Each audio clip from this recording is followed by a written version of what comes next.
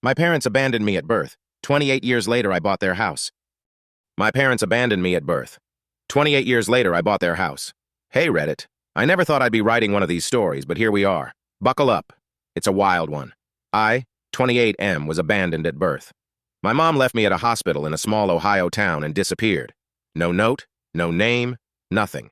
I was adopted by a wonderful couple who couldn't have kids, and they gave me everything: love, support, and the belief that my past didn't define me. Fast forward, I worked hard.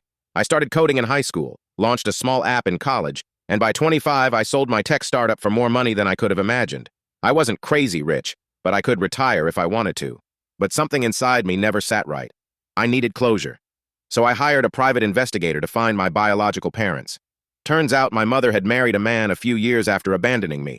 They had 2 other kids, my half-siblings, and were living comfortably, until recently.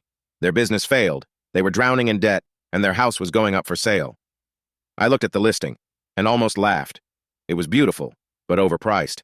I contacted the agent anonymously and bought it in cash under a trust.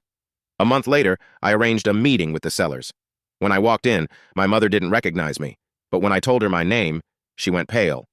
Her husband, who didn't even know I existed, looked confused, until I explained it all. She tried to cry, saying she was young and scared. I didn't yell. I didn't curse. I just told her that fear doesn't excuse abandonment, and that I was buying the home she was losing. Her husband tried to argue that I was being cruel. I calmly said, "I'm not taking anything from you that wasn't already gone.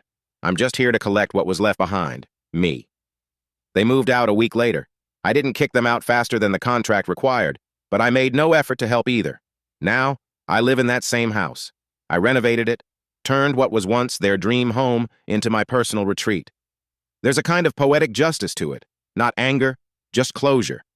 Sometimes revenge isn't about ruining someone's life. Sometimes it's about showing up, thriving, and letting your success remind them what they threw away.